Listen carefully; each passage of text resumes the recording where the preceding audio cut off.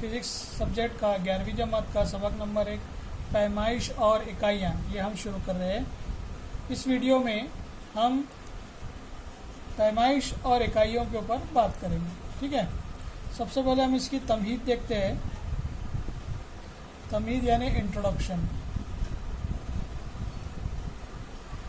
किसी भी चीज़ को गिनना, नापना या तोलना ये उसकी पैमाइश कहलाता है।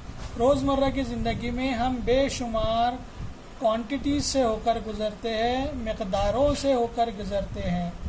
जैसा मैंने आज 4 रोटी खाना खाया है ना, मैंने आज 5 गिलास पानी पिया, ये सब का नाम क्या है? क्वांटिटी को बता रही है। ये 4 और ये 5 जो बता रही है, ये क्वांटिटी को बता रही है। इसी तरीके से रोज़मर्रा की ज़िंदगी में हम बेशुमार चीज़ों से होकर गुज़रते हैं और पैमाइशों का होना उसके अंदर बहुत ज़रूरी है, निहायत इम्पॉर्टेंट होता है। इसी तरीके से बहुत सारी तबई मकदारें यानी तबई मकदारें, इस तरीके से कमियत, लंबाई, हजम, कसाफत, ये तमाम तबई मकदारें कहलाती है। ये तमाम तबई मकदारें भी फिज़िक्स से और मकदारियत के ऊपर डिपेंड करती है, यानी इनकी क्वांटिटी के ऊपर। अब अगर मैं किसी दुकानदार के पास जाऊं और वो पैमाइशों से यानी गिनने से बहरा हुआ रहे, यानी पैमाइश उसको नहीं आती है, और मैंने कहा भाई मुझे 1 किलो गेहूँ चाहिए, तो उसने 1 मुट्ठी गेहूँ उठाई और आपकी थैली में डाल दी, तो क्या आप इत्मीनान कर लेंगे? नहीं, उस वक्त तक इत्मीनान नहीं करेंगे जब तक वो 1 किलो का वज़न तराजू के एक पल्ले में इधर 1 किलो का वज़न ना रखे और तराजू के दूसरे पल्ले में चीज़ वो 1 किलो के बराबर ना रखे, तब जाके आप मुतमईन होंगे जब ये कांटा इधर का उधर रोटेट होगा।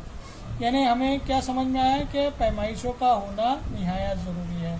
अगर मैं कपड़ा ख़रीदने गया और 1 हाथ बराबर कपड़ा ख़रीद लूँ तो वो भी क्या नहीं होगा, मेरे को शर्ट बनाने के लिए सूटेबल नहीं होगा। अगर मुझे किसी शय की पैमाइश करना है तो उसके मुताबिक कपड़े को मुझे मीटर स्केल की मदद से 1 मीटर या 1.5 मीटर नापना रहेगा।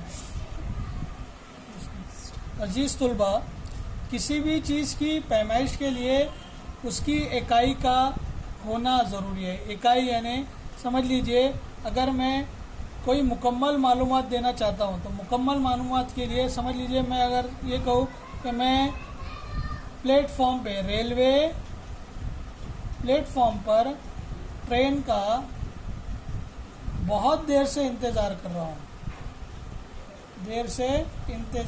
रहा हूँ, या अगर मैं ये कहूँ कि चाय बहुत गर्म है, या अगर मैं ये जुमला कहूँ कि आज बहुत ठंड है,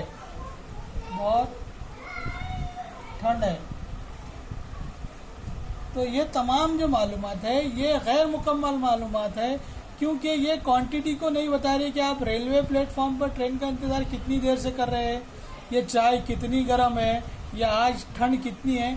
ये तमाम चीज़ें जो है ये गैर मुकम्मल मालूमात दे रही है, क्योंकि इसके अंदर इकाई नहीं है कि आप रेलवे प्लेटफॉर्म पे, अगर मैं ये कहूँ कि मैं ट्रेन का 1 घंटे से इंतज़ार कर रहा हूँ, तो 1 घंटा जो है, 1 घंटा ये क्या है?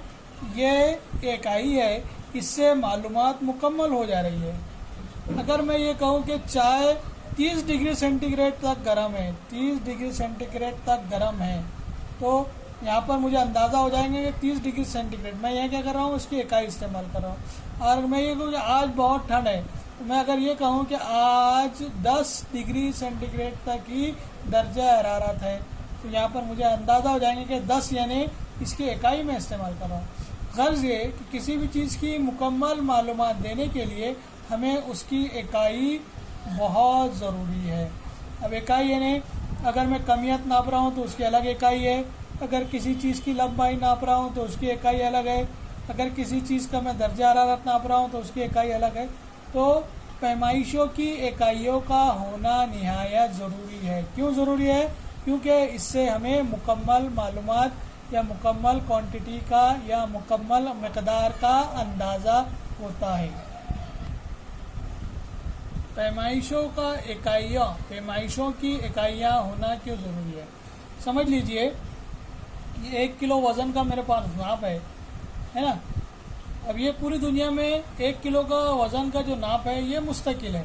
अब अगर मैं किसी दुकानदार के पास जाऊं और उसे मैं कहूं कि मुझे 10 किलो गेहूं चाहिए, है ना, तो इस तरह की जो इकाई है 1 किलो वाली, ऐसी है 10 इकाइयाँ, 1 किलो वाली ऐसी 10 इकाइयाँ तराजू के एक पल्ले में रखेगा और दूसरे पल्ले में गेहूं रखेगा, तब जाके मुझे इत्मीनान होगा कि हाँ इसने क्या किया है, 1 किलोग्राम वाली जो इकाई है इसकी ऐसी 10 इकाइयाँ इस तराजू के एक पल्ले में रखा है और उसके मसावी दूसरे पल्ले में गेहूं रखा है, तब जाके मुझे इत्मीनान होगा।